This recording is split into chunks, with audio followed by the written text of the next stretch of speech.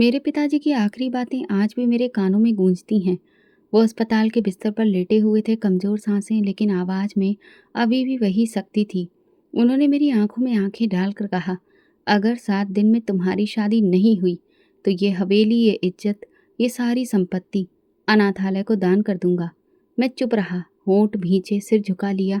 बचपन से जानता था पिताजी की बातें पत्थर की लकीर होती हैं, लेकिन ये फैसला मुझे किसी ऐसी बेड़ी में बांध रहा था जिसकी चाबी मेरे पास थी ही नहीं। बाहर निकलकर मैंने सिगरेट जलाई और मोबाइल निकाला। मोनिका को कॉल किया। वही मोनिका जिससे पिछले साल मेरी सगाई हुई थी। बचपन की दोस्त, जवानी की पहली मोहब्बत। हमने साथ में रंगीन ख्वाब देखे थे, शानदार शाही जिंदगी के।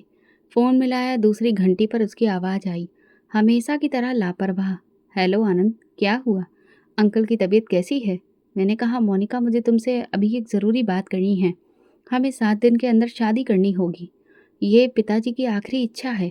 कुछ पल की चुप्पी और फिर वो हंसी। आनंद, ये सब नाटक बंद करो। मुझे कल दुबई जाना है। 2 दिन बाद आती हूँ, तब आराम से करेंगे शादी। और रही बात जायदाद की, सब कुछ तो तुम्हारा ही है। मैंने सख्त लहजे में कहा, ये कोई मजाक नहीं है। अगर 7 दिन में शादी नहीं हुई तो सब कुछ खत्म हो जाएगा। वो बोली, तो किसी और से कर लो शादी, दिखावे की ही सही। मुझे तमाशों से नफरत है। कॉल कट हो गई। मैंने फ़ोन देखा और लंबी सांस ली। वो सब जानती थी, फिर भी उसने मना कर दिया। शायद उसे लगा मैं मजाक कर रहा हूँ, या शायद उसे यकीन था कि मैं उसके बिना कुछ नहीं करूँगा।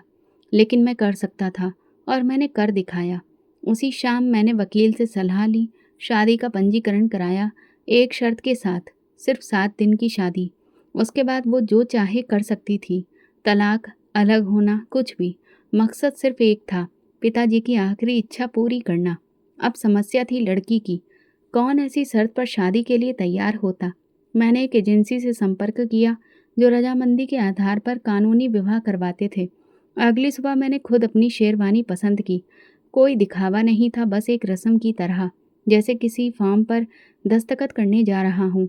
लेकिन दिल के अंदर एक अजीब सी बेचैनी थी। दुल्हन का इंतजाम हो चुका था। गाड़ी में बैठते ही वकील की कॉल आई। सारी प्रक्रिया तैयार है, जब चाहे रजिस्ट्रेशन हो सकता है। मैंने कहा, ठीक है, मैं आ रहा हूँ। शादी किसी मंदिर में नहीं, मेरी मर्जी से एक पुराने धर्मशाला में रखी गई। कम रोशनी, 2 गवाह, पंडित जी और वो रूही। मैंने पहली बार उसे देखा, लाल साधारण लहंगे में, सादा लिबास, न हाथ में मेहंदी, न आंखों में खुशी। लेकिन फिर भी उसके बैठने के अंदाज में एक ठहराव था, जैसे सब कुछ हार कर भी खुद से नहीं हारी हो। पंडित जी मंत्र पढ़ने शुरू कर दिए। पंडित ने मांग भरने को कहा। मैंने हाथ बढ़ाया, लेकिन वो थोड़ा रुकी, फिर मेरी तरफ घूमी। मंगलसूत्र पहनाया, फेरे हुए, विवाह संपन्न हुआ। सब कुछ इतनी खामोशी से हुआ जैसे हम दोनों किसी जनाजे में शामिल हो रहे हों, शादी में नहीं। शादी के तुरंत बाद मैंने अस्पताल फ़ोन किया। रूही की छोटी बहन पूजा का इलाज शुरू करवाना था। मैं वादा करके मुकरने वालों में से नहीं था। डॉक्टर से बात की। बच्ची का नाम पूजा है, फाइल तैयार रखें, आज ही भर्ती करवा रहा हूँ। उधर नौकरानी ने रूही को हवेली के गेस्ट रूम में पहुंचाया। असल मकान में मेरी रिहाइश थी, लेकिन मैंने उसे जानबूझकर अलग हिस्सा दिया, क्योंकि जैसा मैंने कहा था, ये शादी सिर्फ दिखावे की थी। दोपहर को नौकरानी ने आकर बताया, साहब, वो खाना नहीं खा रही, बस चुपचाप बैठी गीता पढ़ रही हैं। मैंने कहा, जाने दो, जिद करने की इजाज़त है उसे। 7 दिन में सीख जाएगी यहाँ के उसूल। रात में अपने कमरे में था, कागजात में उलझा हुआ, पर दिमाग बार बार उसी की तरफ जा रहा था। मैंने नोट किया, उसके पिता का कोई जिक्र नहीं था, माँ भी नहीं, बस एक छोटी बहन जो अस्पताल में जिंदगी और मौत की जंग लड़ रही थी। ये लड़की किस नरक से गुजर कर आई है। पर मैंने खुद को याद दिलाया, ये बस एक सौदा है आनंद। ना तुम्हें उसकी जिंदगी से मतलब होना चाहिए, ना उसे तुम्हारी। अगली सुबह नाश्ते की मेज पर एक चिट रखी थी, रूही की लिखी हुई। मैंने आज गीता का पाठ पूरा किया। प्रार्थना की है कि ये विवाह सिर्फ दिखावा ना हो। भगवान साक्षी है, मैंने अपने मन से इसे स्वीकार किया है। मैं हैरान रह गया। ये चिट बता रही थी कि वो इस विवाह को केवल रस्म नहीं, धर्म समझ रही थी। मैंने वो चिट अपनी जेब में रख ली। ना जाने क्यों। तीसरे दिन मैंने अस्पताल जाकर पूजा से मुलाकात की। वो कमज़ोर थी, लेकिन मुस्कुरा रही थी। जब मैंने कहा, तुम्हारी दीदी बहुत बहादुर है, उसने बस इतना पूछा, आप मेरे जीजा जी हैं? मैंने हंसकर कहा, कुछ दिन के लिए। रात को मैं गैलरी में निकला। उसके कमरे की खिड़की से रोशनी आ रही थी। मन किया जाकर देखूं वो क्या कर रही है, लेकिन फिर खुद को रोक लिया। काफ़ी दिन बीत चुके थे, वो खामोशी से अपने कमरे में रहती थी और मैं अपने काम में उलझा रहता। हम एक ही छत के नीचे थे, लेकिन फिर भी एक दूसरे से अनजान। तीसरे दिन नौकरानी ने बताया, मैडम जी रोज़ सुबह जल्दी उठ जाती हैं, पूजा करती हैं, कुछ भी मांगती नहीं, बस भगवान का धन्यवाद करती हैं। मैंने अखबार पर नज़र टिकाई, लेकिन मन उसी वाक्य में अटक गया। बस धन्यवाद करती हैं। जिस लड़की ने अपनी ज़िंदगी का सौदा अपनी बहन के इलाज के लिए किया, जिसे मैंने सिर्फ अपनी सुविधा के लिए चुना, वो भगवान का धन्यवाद कर रही थी। ये बात मेरे सिद्धांतों में कहीं फिट नहीं हो रही थी। उसी शाम ऑफिस से जल्दी घर आ गया। बाहर बारिश हो रही थी। मन में अजीब सी बेचैनी थी। कहीं कुछ बदल रहा था, या शायद मैं खुद बदल रहा था। मैंने दरवाज़ा खोला, वो पहले से खुला था। मैं दबे पाँव अंदर गया, कदम वहीं थम गए। वो पूजा में लीन थी, पूरा ध्यान भगवान की भक्ति में था। कोई आवाज़ नहीं थी, सिर्फ उसकी अंतरात्मा की गूंज। उसने आंखें बंद की हुई थीं, हाथ प्रार्थना के लिए जुड़े थे।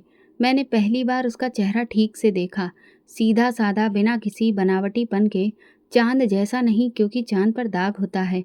उसके चेहरे पर कोई दाग नहीं था, बस शांति थी। मैं कुछ पल यूं ही खड़ा रहा, फिर खुद ब खुद कदम पीछे हो गए, जैसे किसी पवित्र पल में दखल देना गलत हो। और फिर अनजाने ही मेरे होठों पर एक मुस्कान आ गई। अगले दिन शाम को बिजली चली गई, जनरेटर भी खराब था। नौकर चाकर हाथ पैर मारने लगे। मैं खुद टॉर्च लेकर सिस्टम चेक करने लगा। लौटते वक्त जब उसके कमरे के सामने से गुजरा तो देखा अंदर अंधेरा था, बस खिड़की से आती चांदनी कमरे में फैली थी। मैंने दरवाज़ा हल्के से खटखटाया। हाँ, आवाज़ आई, धीमी लेकिन साफ। सब ठीक है? बिजली चली गई है, कोई परेशानी हो तो बताना। धन्यवाद, भगवान की कृपा है। रोशनी हमेशा अंधेरे में रास्ता ढूंढ ही लेती है। ये जवाब मुझे ठहर जाने पर मजबूर कर गया। मैंने दरवाज़ा नहीं खोला, बस वापस चला आया और सोचता रहा, ये औरत कौन है जो दुख में भी भगवान का धन्यवाद करती है, अंधेरे में भी आशा की बात करती है और खामोशी में ऐसे वाक्य कहती है जो दिल में गूंज जाते हैं। उस रात मैंने कोई शराब नहीं पी, बस अपनी डायरी खोली और एक लाइन लिखी। वो औरत जो चुप रहती है लेकिन हर पल बताती है कि वो कितने दर्द से गुजरी है। अब मैं जानता था, उसका चेहरा मेरे जहन में उतर चुका था, सादा मगर बहुत खास। तीसरे दिन रात को नौकरानी ने बताया, मैडम सिर्फ चावल और दही ही मांगती हैं खाने में, बाकी कुछ नहीं। मैंने सिर हिलाया, जो मांगे दे दो, सवाल मत करना। अगले दिन मेरे कमरे के दरवाजे पर एक ट्रे रखी थी। उसमें चाय का कप और एक छोटी कटोरी में सूखे मेवे थे, साथ भी एक नोट। अतिथि सेवा धर्म है, लेकिन जब रिश्ता शादी का हो तो वो सेवा सिर्फ धर्म नहीं, एक जिम्मेदारी बन जाती है। अब मुझे पता चल गया था, जो दीवार मैंने हमारे बीच खड़ी की थी वो धीरे धीरे गिर रही है। रात काफ़ी हो चुकी थी। मैं अपने कमरे में बैठा फाइलों में उलझा था, लेकिन दिल दिमाग पर उसी चाय, उस नोट और उस चेहरे के कब्जे में था। मोबाइल देखा, रात के 2 बजे थे। मन बेचैन था, जैसे घर में कुछ ठहरा हुआ सा हो। मैं बरामदे में आया, रोशनी हल्की थी। किचन की तरफ गया, शायद पानी ले लूं। अचानक एक आवाज़ आई, बहुत हल्की, जैसे कोई दरवाज़ा खिसका हो। आवाज़ उसके कमरे से आ रही थी। मैं धीरे धीरे उसके दरवाजे के पास गया। दरवाज़ा बंद नहीं था, थोड़ा खुला हुआ था। झांका, वो ज़मीन पर बैठी थी, दोनों घुटनों को सीने से लगाए, सर झुकाए रो रही थी। चेहरा आंचल से ढका था, आवाज़ भी दबाई हुई। मैं कुछ देर दरवाजे पर खड़ा रहा, फिर हिचकिचाते हुए अंदर गया। कुछ कहे बिना किचन से लाया, पानी का गिलास टेबल पर रखा। वो चौंकी, नज़रें उठाई, लेकिन कुछ बोली नहीं। मैंने धीरे से कहा, पानी पी लो। उसने नज़रें चुराईं। हाथ कांप रहे थे, गिलास थामने की कोशिश की, लेकिन पकड़ नहीं पा रही थी। मैंने गिलास उठाया और उसके हाथ में दिया। उस पल मेरे हाथ उसके हाथ से टकराए। ठंडे कांपते हाथ, एक स्पर्श, जैसे कोई करंट सा दौड़ गया हो। ना वो पीछे हटी, ना मैं अचानक पलट गया। एक लम्हा, शायद 2, लेकिन वो स्पर्श मेरे अंदर उतर गया था। पहली बार किसी का हाथ थामा और लगा, ये हाथ अधूरा नहीं, मुकम्मल है। लेकिन अगले पल मैंने खुद को झटका दिया, ये सिर्फ एक सौदा है आनंद, भूल मत। मैंने खुद से कहा। मैं पलटने ही वाला था कि उसने धीमी आवाज़ में कहा, कभी कभी इंसान सिर्फ चुप रहना चाहता है, क्योंकि लफ्ज़ कम पड़ जाते हैं। मैं रुक गया। उसकी आवाज़ में शिकायत नहीं थी, बस अपनापन था। मैंने मुड़कर देखा, वो आंसू पोंछ रही थी। अगर कुछ चाहिए हो तो बताना, कहकर मैं कमरे से निकल गया। अगली शाम डॉक्टर का फ़ोन आया। पूजा के टेस्ट ठीक आ रहे थे। मैं खुश हुआ, लेकिन जिसके लिए ये सब किया वो तो चुप्पी की दीवारों के पीछे ही छुप गई थी। मैं ऑफिस जाने के लिए तैयार हो ही रहा था कि बाहर शोर सा हुआ। नौकर आया। साहब, कोई लड़की आई है, कहती है आपकी मंगेतर है, नाम है मोनिका।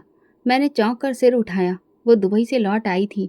दिल में एक झटका सा महसूस हुआ। उसे ड्राइंग रूम में बैठाओ, मैं आ रहा हूँ। दरवाज़ा खोला, वो बिना रुके अंदर दाखिल हुई। चेहरे पर तेज मेकअप, आवाज़ में चुभन। ये औरत कौन है? मेरी जगह क्यों ले ली? मैंने शांत स्वर में कहा, मोनिका बैठो। नहीं, मुझे जवाब दो। तुमने शादी कर ली, वो भी बिना मुझे बताए? मैंने गहरी सांस ली। उसकी आंखों में सीधा देखा। तुमने मना किया था, मैंने फैसला किया। ये सब झूठ है। मैं सिर्फ 2 दिन लेट हो गई थी और तुमने मेरी जगह किसी अनजान औरत को दे दी। तुम लेट हुई, वो वक्त पर आ गई। वो कड़वाहट से हंसी। और तुम उसे पत्नी कहने लगे, या ये अभी भी सिर्फ समझौता है? मैंने नजरें फेर ली। ये शादी एक मकसद के लिए हुई थी, जो तुम जानती हो। अब जब तुम आ गई हो तो ये बहस बेकार है। अब उसकी आवाज़ में थोड़ी नरमी थी। उसके लिए मैं चुप रही। वो तेजी से बंगले के अंदर बढ़ने लगी। मैं उस औरत को देखना चाहती हूँ अभी। मैंने उसका हाथ पकड़ लिया। ये इज्जत का सवाल है मोनिका। वो मेरे घर में है, मेरी पत्नी है। कितने दिनों के लिए? ये सवाल जैसे सीधा दिल पर वार था। मैंने उसका हाथ छोड़ दिया। जितने दिन वो चाहे। वो मुड़ गई। जाते जाते कहा, ये जंग अभी ख़त्म नहीं हुई आनंद। तुम्हारी पत्नी सिर्फ तुम्हारी मर्जी से नहीं बच सकती। उसके जाने के बाद मैं कुछ देर बरामदे में बैठा रहा। कोठी शांत थी, लेकिन मेरे भीतर तूफान मचा था। रोही ने कोई सवाल नहीं किया, कोई सफाई नहीं मांगी। बस शाम को खाने की ट्रे में एक नोट था। आपके मेहमान खुश थे? मैंने कोई जवाब नहीं दिया। बस वो नोट उठाया और जलती मोमबत्ती की लौ में डाल दिया। अगले दिन मोनिका की माँ का फ़ोन आया। आनंद बेटा, जो तुमने किया वो शायद थोड़ी जल्दबाजी थी। मोनिका तुमसे प्यार करती है, ये सब एक गलत फहमी थी। मैंने कहा, माँ जी, आप तो मेरी अपनी माँ जैसी हैं, लेकिन ये फैसला मेरी ज़िंदगी का था और वक्त पर फैसला लेना ज़रूरी था। उनकी आवाज़ में दुख था, पर उन्होंने हार मान ली। शाम को जब घर लौटा, देखा रूही और पूजा आंगन में बैठी थी। दोनों चुप थीं, बस हवा में एक गूंज सी थी। मैं थोड़ी दूरी पर रुक गया। उन दोनों के बीच एक अजीब सा सुकून था। रूही अंदर चली गई तो पूजा ने मुझे देखकर मुस्कुराकर कहा, जीजा जी, आपकी पत्नी बहुत प्यारी हैं, है ना? मैंने बस मुस्कुराकर सिर हिलाया। तभी दिल में एक सवाल उठा। मोनिका ने मुझे ऐसा सुकून कभी नहीं दिया। ना वो अपनापन, ना वो चुपचाप भावनाएं। उसने तो हमेशा कुछ दिया, लेकिन जैसे प्यार भी कोई लेन देन की चीज हो। रूही ने कुछ मांगा ही नहीं, सिर्फ दिया, चुपचाप, सेवा में, स्नेह में। रात को दरवाजे पर हल्की सी दस्तक हुई। दरवाज़ा खोला तो वो खड़ी थी। खिड़की खुली थी। बारिश की आवाज़ में नींद नहीं आ रही। उसने कहा, आओ बैठो, कुछ चाहिए? बस इतना जानना चाहती हूँ, क्या मैं आपके लिए बोझ हूँ? मैंने उसकी आंखों में झांका। नहीं, तुम मेरे लिए वो खालीपन हो जिसे मैं समझने की कोशिश कर रहा हूँ। वो कुछ पल चुप रही, फिर बोली, क्या आपको लगता है कि मोनिका आपकी ज़िंदगी में वापस आ सकती है? मैंने थोड़ा सोच कर कहा, कुछ रिश्ते वक्त के होते हैं, कुछ हमेशा के लिए। पर मोनिका वाला रिश्ता अब बंद हो चुका है, चाहे हम किताब का पन्ना पलटें या नहीं। वो धीरे से मुस्कुराई। तो फिर मुझे बस 7 दिन पढ़ने देना, मैं खुद तय करूंगी कि किस पन्ने में रहना है। रूही पलट गई। मैं वहीं खड़ा रह गया। मोनिका वापस आ गई थी, लेकिन जो बात कभी पूरी लगती थी अब अधूरी सी महसूस होने लगी थी। दोपहर को घर आया तो एक अजीब सी बेचैनी हुई। नौकरानी घबराई हुई आई, साहब, मैडम जी ने फल काटते वक्त हाथ काट लिया है, बहुत खून निकला है, अभी अंदर है, पूजा पट्टी ला रही है। मैं भागा। अंदर देखा, रूही कुर्सी पर बैठी थी। एक हाथ से दूसरे हाथ की हथेली पर खून भरा रूमाल दबा रखा था। पूजा सामने खड़ी थी, पट्टी हाथ में लिए, पर डर रही थी। मैं आगे बढ़ा। दिखाओ हाथ। उसने मेरी तरफ नहीं देखा, बस हाथ दे दिया। ज़्यादा गहरा कट नहीं था, लेकिन खून बहुत निकला था। मैंने रूमाल हटाया, हाथ धोया और पट्टी बांधने लगा। उसके हाथ कांप रहे थे, शायद दर्द से, शायद मेरी मौजूदगी से, या शायद किसी और एहसास से। मैंने उसकी आंखों में देखा, पहली बार। जो आंखें हमेशा झुकी रहती थीं, आज सीधे मेरी तरफ देख रही थीं। मैंने पूछा, क्या हुआ था? मेरी आवाज़ बहुत नरम निकली, जैसे इजाज़त मांग रही हो। उसने लंबी सांस ली और बोली, जब हम किसी और का अधिकार छीनते हैं तो ऊपर वाला कभी कभी खुद ही सजा देता है। मैंने हाथ रोक लिया। वो किसी को दोष नहीं दे रही थी, बस एक सच कह रही थी, शायद अपने लिए। मैंने धीरे से पट्टी बांधी और कहा, कभी कभी जो चीज़ हमें छीनी हुई लगती है वो ईश्वर की ओर से दी गई होती है, और जो चीज़ अपनी लगती है वही सबसे बड़ी परीक्षा बन जाती है। रूही ने सिर झुका लिया। न बहस, न सहमति, न असहमति, बस खामोशी। वो खामोशी जैसे हर जवाब दे गई। अगले दिन ऑफिस से लौटते वक्त देखा, पूजा और रूही दरवाजे पर बैठी थी। रूही कढ़ाई कर रही थी। पूजा बोली, जीजा जी, आपकी बीवी बहुत अच्छी कढ़ाई करती है, मुझे गिफ्ट बनाकर दे रही है। मैंने रूही को देखा। उसने नज़रें झुका ली, पर हल्की सी मुस्कुराहट थी। उसी रात मैंने उसके कमरे के दरवाजे पर दस्तक दी। जी, अंदर आ सकता हूँ? कमरा साफ सुथरा था। एक कोने में पूजा की थाली रखी थी, तकिए के पास गीता रखी थी और कोने में वो पट्टी जो मैंने बांधी थी। मैंने कहा, क्या अभी भी वो पट्टी रखना ज़रूरी है? उसने कहा, ये याद दिलाने के लिए कि कुछ तकलीफ़ें खुद को समझने के लिए होती हैं। मैं चुप हो गया। फिर कहा, कभी कभी तकलीफ़ें हमें वो सिखा देती हैं जो आसानी से नहीं सिखा सकती। रूही ने सिर हिलाया। हाँ, जैसे ये समझना कि हर चीज़ पर हक जताना ज़रूरी नहीं होता। कुछ रिश्ते सिर्फ निभाने के लिए होते हैं, लेने के लिए नहीं। मैं उसकी बातों में खो गया। कभी सोचा था ये रिश्ता सिर्फ कागज भर है, लेकिन अब ये रिश्ता सांस लेने लगा था। रूही मेरे सामने बैठी थी, सादा, शांत, लेकिन दिल के बहुत करीब।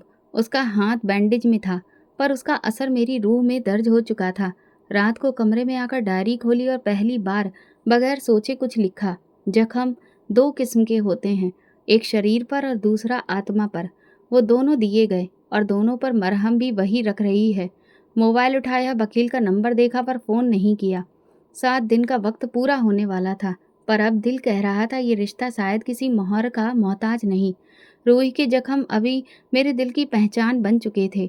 मैं दफ्तर से जल्दी लौट आया था। मेज पर चाय नहीं थी, जो रोज की आदत के विपरीत था। मैंने दरवाज़ा खोला और बरामदे की ओर बढ़ा। वो आंगन में थी, हाथ में ट्रे, 2 चाय के कप, कुछ बिस्किट और एक सादा सफ़ेद दुपट्टा जो आज कुछ ज़्यादा ही उजला लग रहा था। मैं वहीं रुक गया, बस उसे आते हुए देखता रहा।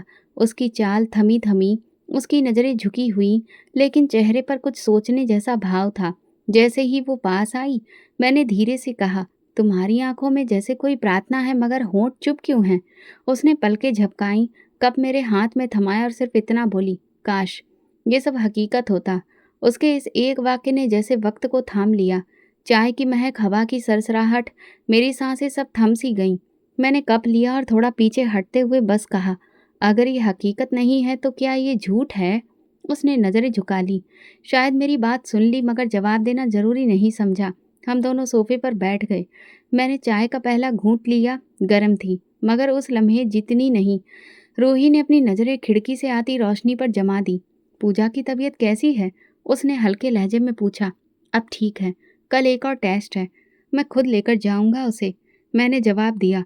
अब तो वो बहुत हंसने लगी है। शायद उसे लगता है कि जिंदगी थोड़ा लौट रही है। रूही की आवाज़ में कुछ कृतज्ञता, कुछ हैरानी और शायद थोड़ा डर था। मैंने उसकी ओर देखा। और तुम्हें तुम्हें लगता है तुम्हारी जिंदगी भी लौट रही है? उसने कुछ कहने के लिए होंठ खोले, फिर रुक गई। फिर बोली, मैंने जिंदगी कभी मांगी ही कब थी? मैं तो बस थोड़े समय की मोहलत पर जी रही हूँ। उसका ये वाक्य सीधा दिल में उतरा। मैंने चाय का कप टेबल पर रखा और पूछा, रूही, क्या तुम सच में बस एक मोहलत हो, या फिर मैंने तुम्हें अपनी जिद में कैद कर लिया? वो चौंकी, मेरी ओर देखा। पहली बार हमारी नजरें मिली। उसकी आंखें साफ थी, मगर भीतर कुछ कांप रहा था। शायद दोनों ही सच हैं। तुम्हें समय की मजबूरी थी और मुझे एक वचन निभाना था। हम दोनों ने वो किया जो ना तुम्हारे दिल से था ना मेरे। तो फिर ये लम्ज, ये चाय, ये बातों की गर्माहट, ये क्या है? ये सब जो हकीकत नहीं है, लेकिन दिल ने हकीकत मान ली है। उसका लहजा बहुत नरम था, जैसे अपने ही शब्दों से बचना चाह रही हो। बीच में चुप्पी छा गई। कुछ ऐसे पल गुजरे जिसमें हम दोनों ने कुछ नहीं कहा, लेकिन हर चीज़ बोल रही थी। कमरे की हवा, दिल की धड़कनें, आंखों की हरकतें। फिर वो उठी, खाली ट्रे समेटी और दरवाजे की ओर बढ़ी। मैंने कहा, अगर मैं कहूँ ये सब सच बन सकता है? वो रुकी, पलटी नहीं, धीरे से बोली, सच्चाई वो होती है जो सबके सामने हो। हमारा रिश्ता अभी सिर्फ 7 दिनों का है और अभी 2 दिन बाकी हैं। मैं चुप रहा। बस दरवाजे को देखता रहा, जहाँ से वो ओझल हो गई थी। रात को मैंने पूजा से बात की। वो बहुत खुश थी। कह रही थी, दीदी आज बहुत मुस्कुरा रही थी। लग रहा था कुछ दुआएं वक्त पर कबूल हो जाती हैं। मैंने पूछा, और तुमने क्या कहा? उसने कहा, कभी कभी इंसान खुद ही दुआ बनकर आता है, और आप हमारी दुआ बन गए हैं जीजा जी। मैंने उसके हाथ पर हाथ रखा। दिल में कुछ चुभा। क्या मैं सच में किसी की दुआ बन सकता हूँ, या आप भी वही हूँ जो जिंदगी को कागजों पर तोलता है? रात को अपने कमरे में बैठा, वो फाइल फिर खोली। शादी का कॉन्ट्रैक्ट। सिर्फ 2 दिन बाकी थे, फिर मैं आज़ाद था, और वो भी। मगर दिल अब उस आज़ादी से डर रहा था। अगले दिन मौसम कुछ अजीब था। हवा हल्की थी, लेकिन कमरे में गर्मी सी महसूस हो रही थी। मैं अपनी स्टडी में बैठा था। सामने फाइल खुली थी, लेकिन नज़रें दरवाजे की ओर थीं। रूही दिन भर नहीं दिखी, ना दोपहर में, न शाम को, और ना ही रात को खाने पर। नौकरानी ने बताया, मैडम जी कह रही थी कि सर में दर्द है, आराम करेंगी। मैंने सिर हिलाया, लेकिन मन संतुष्ट नहीं था। रात के 11 बजे थे, एक बेचैनी सी थी। मैं उसके कमरे की ओर बढ़ा। दरवाज़ा आधा खुला था। अंदर गया। कमरा सजा हुआ था। सब कुछ अपनी जगह था, मगर वो नहीं। रूही, मैंने पुकारा। हवा ने मेरी आवाज़ वापस दी, मगर कोई उत्तर नहीं। आंगन की ओर आया। वहाँ खामोशी भी चीख रही थी। ज़मीन पर ओस की नमी थी। फिर अचानक देखा, वो बरामदे में गिरी हुई थी। सफ़ेद कपड़े अब धुंधले पड़ चुके थे। चेहरा पीला, आंखें बंद, सांस बहुत धीमी। रूही। मैं दौड़ा। उसका सिर गोद में लिया। नब्ज़ देखी, बहुत धीमी। गाड़ी निकालो फौरन, मैं चिल्लाया। नौकर भागा। मैंने उसे उठाया जैसे टूटा हुआ पंछी। रास्ते पर उसका हाथ मेरे हाथ में था, कांपता हुआ। मैं बस कहता रहा, कुछ नहीं होगा, बस पहुंच रहे हैं। मैं हूँ। अस्पताल पहुंचे। इमरजेंसी रूम में ले जाया गया। डॉक्टर भागते हुए आए। Injection, oxygen. फिर एक डॉक्टर मुझे किनारे ले जाकर बोला, सर, इन्होंने नींद की गोलियां ली हैं, मात्रा ज़्यादा थी, समय पर लाते तो। मैं ज़मीन पर बैठ गया। बस एक ही बात कही, वो बच जाएगी ना? डॉक्टर ने सिर हिलाया। अभी हाँ। मैं कुर्सी पर बैठ गया। मन में सिर्फ एक सवाल, क्यों किया उसने ये सब? सुबह ब्रह्म मुहूर्त के समय डॉक्टर ने कहा, आप देख सकते हैं, अब होश में आ रही हैं, लेकिन बहुत कमज़ोर हैं, बोलने की स्थिति में नहीं हैं। मैं कमरे में गया। वो बेसुध लेटी थी। धीरे धीरे उसकी आंखें खुल रही थीं। मैं पास जाकर बैठ गया और उसका हाथ थाम लिया, जो अभी भी ठंडा था। क्यों किया तुमने ये सब? मेरी आवाज़ में कठोरता नहीं थी, बस एक कांपती हुई सच्चाई थी। वो कुछ नहीं बोली, सिर्फ आंखें बंद कर ली, जैसे अब कुछ कहने की ताकत बची ही ना हो। घर लौटकर मैं सीधा उसके कमरे में गया। दराज खोली। रोज़मर्रा की चीज़ों के बीच एक छोटा नोट पैड था, एक डायरी। मैं बैठा, डायरी खोली। पहला पन्ना खाली था, दूसरा भी। तीसरे पर लिखा था, मैं विधवा नहीं, तलाकशुदा हूँ। मेरे हाथ वहीं रुक गए। दिल एक पल को कांप गया। अगले पन्नों पर लिखा था, उसने मुझसे प्यार नहीं किया, बस मुझे इस्तेमाल किया। मेरा शरीर, मेरी इज्जत, मेरा सुकून, सब कुछ उसके लिए एक खेल था। और मैं समझती रही कि शादी सब कुछ सुरक्षित कर देती है। एक दिन उसने कहा, तुम मेरे लायक नहीं, और तलाक दे दिया, जैसे मैं कोई चीज़ हूँ जिसे इस्तेमाल कर फेंक दिया जाता है। मैंने जीना छोड़ दिया था। सिर्फ पूजा का मासूम चेहरा रोज़ अपनी जान लेने से रोक लेता था। फिर तुम आए, आनंद, और कहा, 7 दिन के लिए पत्नी बनो। मैंने सोचा शायद अब शरीर को बेचने का काम कानूनी हो गया है। कम से कम इस बार मेरी बहन बच जाएगी। हर शब्द मेरे दिल पर जैसे वार कर रहा था। एक और पन्ने पर लिखा था, तुम खामोश रहते हो, पर तुम्हारी निगाहें मुझ तक सवाल भेज देती हैं। तुम्हारी आंखों में कुछ अलग था, कुछ सच्चा। मैं डर गई थी कि कहीं दिल न लग जाए। मैंने डायरी बंद कर दी। कुछ समझ नहीं पा रहा था। मैं बाहर आया। लॉन में बैठा, सिर दोनों हाथों में छुपा लिया। जिसे मैंने सौदा समझा, वो तो खुद अपनी ज़िंदगी की लड़ाई लड़ रही थी। फ़ोन निकाला, वकील का नंबर डायल किया, फिर काट दिया। ये वक्त कानून का नहीं था, ये वक्त दिल का था, सच्चाई का। अस्पताल लौटा, सीधा उसके पास गया। वो जाग रही थी। चेहरा पीला था, मगर आंखों में होश था। मैंने कहा, मुझे तुमसे माफ़ी नहीं चाहिए, बस इतना चाहता हूँ कि तुम जियो, अपनी मर्जी से, अपनी इज्जत के साथ। वो खामोश रही, मगर उसकी आंखों में पहली बार हल्की नमी के साथ एक रोशनी थी। मैं उसे घर ले आया। अब वो कमज़ोर थी, लेकिन चुप नहीं, सिर्फ थकी हुई। पूजा दरवाजे पर ही उसे गले लगा बैठी, जैसे बरसों बाद माँ वापस लौटी हो। मैंने उसके लिए कोठी के अंदर वाला कमरा चुना, वही कमरा जो कभी मेरे माता पिता का था। वहाँ कम धूप आती थी, लेकिन रोशनी हमेशा रहती थी। शाम को मैं स्टडी में था जब नौकरानी ने आकर बताया, साहब मोनिका मैडम आई हैं। मैंने माथा सिकोड़ा, दरवाज़ा खोला। मोनिका दाखिल हुई, लंबे कुर्ते में, चेहरा गुस्से और घमंड से भरा। आनंद, अब हद हो गई है। मैं तुम्हारी चुप्पी और तुम्हारे फैसलों से तंग आ गई हूँ। वो औरत अब तक इस घर में क्यों है? मैं उठ खड़ा हुआ। आवाज़ धीमी थी मगर शब्दों में दृढ़ता थी।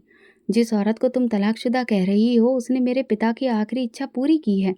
तुमने उस वक्त आने से इनकार किया था, जबकि उसने शर्त पर ही सही हाँ कहा। शर्त? मोनिका चिल्लाई। क्या ये कोई विवाह है? न प्रेम न रिश्ता, बस एक समझौता। मैं पहली बार जोर से बोला। हाँ, शादी समझौता थी, लेकिन उसने मुझे वो सिखा दिया जो तुम कभी नहीं सिखा पाई। उसने मुझे वो सच्चाई दिखाई जिससे मैं भागता रहा। मोनिका की आंखों में आंसू थे मगर वो रुकी रही। तो तुम उसे अपनाने वाले हो? मोनिका ने कहा। मैंने कहा नहीं, मैंने उसे अपनाया नहीं। वो अब मेरे अस्तित्व का हिस्सा बन चुकी है। तुम मेरे साथ ऐसा नहीं कर सकते। मैंने तुम्हारे साथ वही किया जो तुम्हारे रवैये के मुताबिक सही था। तुमने मेरी मजबूरी को तमाशा समझा, उसने मेरे तमाशे को सम्मान दिया। तुम मेरे पिता की पसंद नहीं थी, तुम उनकी शर्त से भाग गई और वो उस शर्त की रक्षा करने वाली बनी। मोनिका ने जाते जाते कहा, उस औरत की सच्चाई तुम्हें ले डूबेगी। मैंने जवाब दिया, मुझे उसकी सच्चाई में डूबना मंजूर है, तुम्हारे झूठ में जीना नहीं। उस रात मैं स्टडी में गया, डायरी निकाली, लिखा। प्रेम कुछ मांगता नहीं, बस बहने देता है, और मैं बह चुका हूँ। उसके स्पर्श, उसकी खामोशी, उसके धैर्य में। अगले दिन नाश्ते की मेज पर वो नहीं थी। नौकरानी ने बताया, मैडम ने कहा है दोपहर में आएंगी, अभी ध्यान लगाकर प्रार्थना करना चाहती हैं। मैंने कहा ठीक है, उन्हें कुछ मत कहना। दफ्तर गया पर फाइलें देखे बिना लौट आया। घर पहुंचते ही पूजा दौड़ कर आई। दीदी ने कुछ खास बनाया है, आपको जरूर खाना है। मैं मुस्कुराया, मैं तैयार हूँ। रसोई में वो हर मेज पर कुछ सजा रही थी, चेहरा सादा मगर रोशनी से भरा। मैंने धीमे से कहा, मोनिका आई थी। उसने नजरें नहीं उठाई। पता था, आना ही था। मैंने उससे कहा, तो वो हो जिसने मेरे पिता की इज्जत और मेरी जिंदगी बचाई। उसने नजरें उठाई और होठों पर हल्की कंपन थी। कुछ नहीं बोली, बस देर तक मेरी तरफ देखा। मैं तुमसे प्रेम करने लगा हूँ, मैंने कहा। वो मुस्कुराई जैसे सब जानती हो, फिर नजरें झुका ली। अब ये रिश्ता शब्दों से आगे निकल चुका था। 7 दिन पूरे हो चुके थे। मैं सुबह उठा, कोठी में सब सामान्य था, मगर मेरे अंदर सन्नाटा था। घड़ी 7 बजा रही थी, जैसे बता रही हो समय पूरा हुआ। मैंने पूछा, रूही कहाँ है? पूजा ने गर्दन झुकाते हुए कहा, वो अपने कमरे में हैं, शायद सामान पैक कर रही हैं। ये शब्द जैसे दिल पर किसी ने पत्थर रख दिया हो। मैं चुप रहा। कोई जवाब देना मुमकिन नहीं लग रहा था। हर शब्द गले में फंसकर भारी सा महसूस हो रहा था। दोपहर करीब थी। मैं उसके कमरे की तरफ गया। दरवाज़ा खुला था। अंदर कदम रखा तो रूही फर्श पर बैठी थी। सूटकेस खुला पड़ा था। कुछ कपड़े तय किए जा चुके थे, बाकी वो बड़ी सलीके से रख रही थी। दवाइयाँ, किताबें, जैसे ये रोज का कोई मामूली काम हो और उसके जाने का फैसला कब का तय हो चुका हो। मैं दरवाजे पर ही खड़ा रह गया। कुछ देर तक बस यूं ही देखता रहा। रूही ने मेरी तरफ देखा नहीं, या शायद जानबूझकर नजरें नहीं मिलाईं। फिर वो बोली, मैं जा रही हूँ, जैसा वादा था। 7 दिन हो गए, अब इस घर में मेरा कोई हक नहीं बचा। मैं धीरे से कमरे में दाखिल हुआ, धीमे कदमों से बोला, मैंने तुम्हें जाने के लिए नहीं बुलाया। उसने कपड़ों को सहेजते हुए जवाब दिया, लेकिन आपने कभी रोका भी नहीं। मैं चुप रहा। फिर वो बोली, विवाह का समय पूरा हो चुका है, वादा पूरा हुआ, रिश्ता खत्म। अब मैं वही हूँ जो पहले थी, अकेली, टूटी हुई, बेसहारा। मैंने सख्त लहजे में कहा, नहीं, तुम वो नहीं हो। तुम वो हो जिसने मुझे मेरी असलियत दिखा दी, जो मेरी दुनिया में आई और सब कुछ बदल दिया। वो हल्के से मुस्कुराई। पहली बार उस दिन। तो फिर ये बात 7वें दिन ही क्यों याद आई? 6ठे दिन क्यों नहीं? 5वें या चौथे दिन क्यों नहीं? मैंने कहा कि रूही रुक जाओ। मैं चुप रहा। कुछ पल बीते, फिर मैंने कहा, काश वादे दिल से किए जाते। ये बात जैसे कमरे की हवा में थम गई। वो खड़ी हुई, सूटकेस की जिप बंद की और खिड़की की तरफ चल दी। हल्की हवा अंदर आ रही थी, पर्दा उड़ रहा था। आनंद जी, दिल से किए गए वादे अक्सर वक्त से पहले टूट जाते हैं, और वक्त के वादे कभी दिल के लायक नहीं होते। मैंने कदम आगे बढ़ाए, उसके पीछे जाकर कहा, रूही, तुमने एक सौदा निभाया और मैंने एक वसीयत, लेकिन जो हमने महसूस किया वो क्या था? कोई झूठ? वो धीरे से बोली, जैसे खुद को समझा रही हो। महसूस करना जुर्म नहीं, बोलना हक है। लेकिन आपने कभी नहीं कहा कि मैं आपके लिए मायने रखती हूँ, और मैंने कभी नहीं कहा कि मैं रुकना चाहती हूँ। पर तुम रुकना चाहती थी ना? मैंने पहली बार उससे सवाल किया। वो पलटी, उसकी आंखों में नमी थी, होंठ कांप रहे थे। हाँ, पर खुद से नहीं कह सकी, क्योंकि मैंने वादा किया था, और वादा निभाने वालों के लिए खुद से ज़्यादा वो वादा अहम होता है। उस पल मैंने चाहा कि सब कुछ रोक दूँ, वक्त, फासले, रस्में, लेकिन मैं चुप रहा। न जाने क्यों। वो सूटकेस के साथ बाहर निकली। पूजा दरवाजे पर खड़ी थी। उसने दौड़कर रूही को गले लगा लिया। आप कहाँ जा रही हैं? पूजा ने पूछा। रूही ने उसके सिर पर हाथ रखा और मुस्कुराकर बोली, कहीं नहीं, बस एक वादा पूरा करने जा रही हूँ, लेकिन तेरे दिल में हमेशा रहूंगी। गाड़ी गेट पर खड़ी थी। मैं दरवाजे तक आया। नौकर ने उसका सामान रखा। रूही गाड़ी के पास पहुंची। मैंने आखिरी बार पुकारा, रूही। वो रुक गई, मगर पलटी नहीं। अगर जा रही हो तो अपने लिए जाओ, मेरे वादे को निभाने के लिए नहीं। वो कुछ देर रुकी, फिर धीरे धीरे गाड़ी में बैठ गई। दरवाज़ा बंद हुआ, गाड़ी चल दी। मैं वहीं दरवाजे पर खड़ा रहा, जब तक गाड़ी नज़रों से ओझल नहीं हो गई। रूही जा चुकी थी। वो 7 दिन जो कभी बोझ लगते थे, अब अधूरेपन की तरह लग रहे थे। मैं दरवाजे पर ही बैठ गया, दीवार से टिक कर। खुद से कहा, जिस औरत को मैं सौदा समझ बैठा, उसने मुझे मेरी कीमत का एहसास करा दिया। शाम ढल रही थी, धूप कम हो रही थी। मैं अकेला था, लेकिन पहली बार मेरी खामोशी में किसी की आवाज़ गूंज रही थी। रात भर नींद नहीं आई। सुबह हुई तो आंखें भारी थीं, लेकिन दिल में एक फैसला था। मैंने नाश्ता नहीं किया, ऑफिस नहीं गया, सिर्फ गाड़ी निकाली और शहर की उन्हीं गलियों में निकल पड़ा, जहाँ कहीं न कहीं ज़िंदगी बिखरी पड़ी थी। और शायद वो भी। मैं सबसे पहले उसके पुराने मोहल्ले पहुँचा, जहाँ वो अपनी बहन के साथ रहती थी। पड़ोसी ने बताया वो वापस नहीं आई, सिर्फ कुछ ज़रूरी कपड़े भिजवाए थे। फिर मैं उस अस्पताल में गया जहाँ पूजा का इलाज होता था। वहाँ भी यही जवाब मिला, दीदी ने इलाज बंद करवा दिया है। कहा है कि अब कहीं और ले जाएंगी। दिल में एक अजीब सी बेचैनी थी, जैसे कोई डोरी हो जो हाथ से फिसलती जा रही हो। मैंने उसके बारे में जानने की आखिरी उम्मीद पर भरोसा किया। वो मंदिर जिसका वो अक्सर जिक्र करती थी, जहाँ वो पूजा करती थी, जहाँ वो गीता पढ़ती थी, सोचा शायद वहीं मिल जाए। शाम को मैं उस मंदिर में पहुंचा, जहाँ शहर भर से लोग मनोकामना मांगने आते हैं। वहीं एक कोने में, स्त्रियों के भाग में चुनरी ओढ़े एक लड़की बैठी थी। मैं थोड़ी दूर खड़ा रहा, लेकिन दिल ने कहा ये वही है। वो आरती के समय झुकी हुई थी, होंठ धीरे धीरे कुछ बोल रहे थे और आंखें बंद, हाथ जुड़े हुए। मैं धीरे धीरे कदम बढ़ाता गया, धड़कनें तेज हो चुकी थी। वो पूजा में लीन थी, लेकिन मेरी सांसें जैसे उसकी हर प्रार्थना से जुड़ी हुई थी। मैंने धीरे से उसके पास पहुंचकर सिर झुकाया और धीरे से उसका हाथ थामा। रूही। उसने चौंक कर आंखें खोली, मेरा चेहरा देखा। मेरे होंठ कांप रहे थे, आंखें नमी से भर चुकी थीं। मैंने एक पल कुछ कहे बिना उसकी आंखों में वो सब कह दिया जो शब्दों में मुमकिन नहीं था। मैं तुमसे सिर्फ शादी नहीं, जिंदगी मांगने आया हूँ। उसकी पलकें झपकी, लेकिन आवाज़ नहीं निकली। आंखों से आंसू बहने लगे और वो झुककर दोबारा मंदिर के सामने बैठ गई। मैं भी वहीं बैठ गया, सिर झुकाया। हे प्रभु, अगर ये लड़की मेरे भाग्य में है तो आज इसे मेरी जीवन संगिनी बना दो। मैंने इसे खोने के लिए नहीं पाया था, और जो कुछ मैंने कहा वो सच्चाई थी। पूजा पूरी करके वो उठी, चुपचाप। मैंने हाथ बढ़ाया, उसने हाथ पीछे नहीं खींचा। चेहरा चुनरी से ढका हुआ था, लेकिन उसकी सांसों की थरथराहट बता रही थी कि वो सुन रही है। मैं जानता हूँ, मैंने देर की, लेकिन ये देर अपने दिल को समझाने में लगी। तुम तो पहले दिन से मेरी सच्चाई बन चुकी थी। मैंने सिर्फ मानने में वक्त लिया।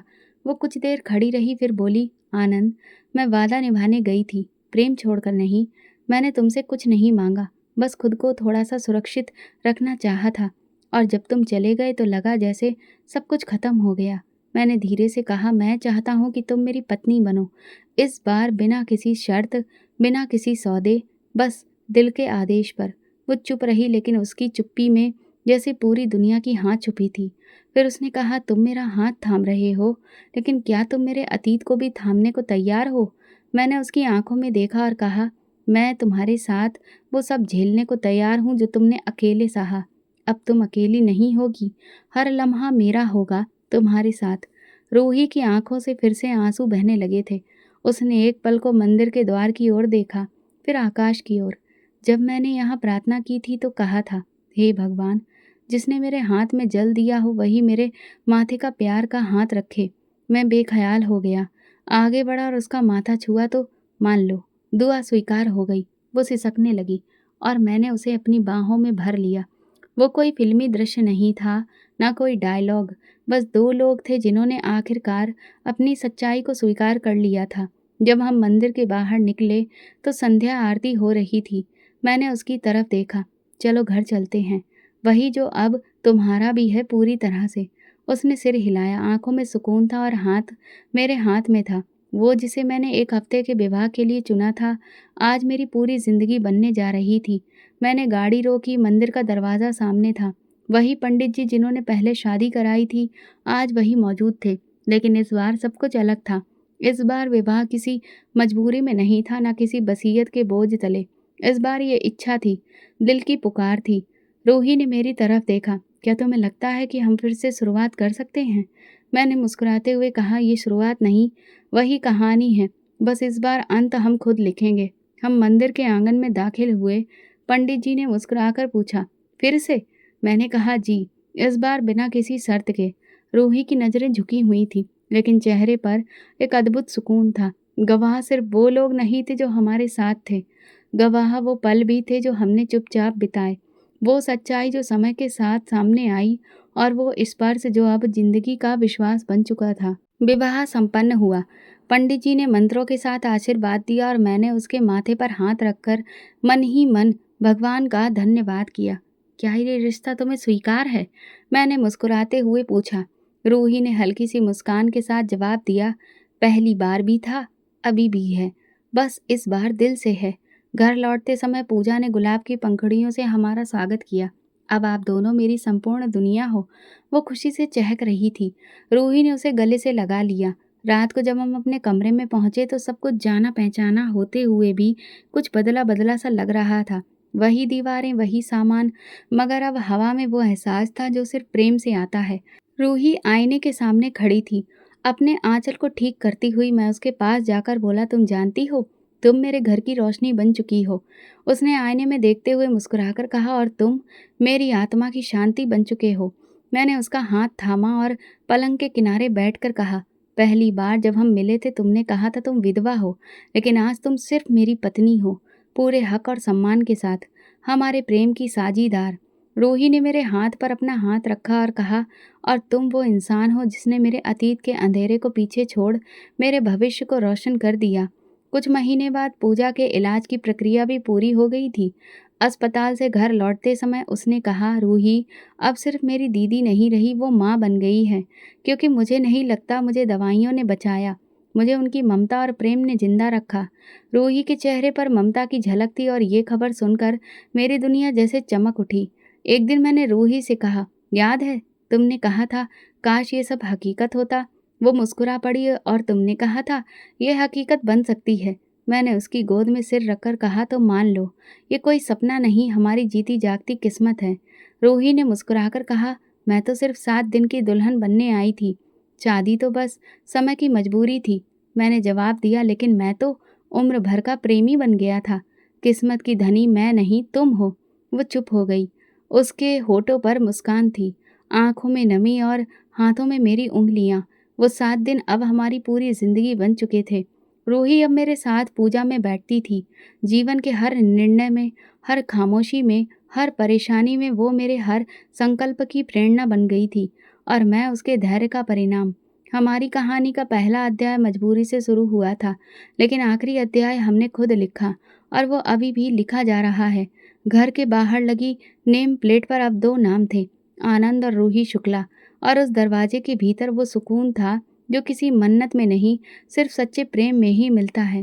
तो दोस्तों, अगर आपको हमारी कहानी पसंद आई हो तो कमेंट करके ज़रूर बताएं। वीडियो को लाइक करें और ज़्यादा से ज़्यादा शेयर करें।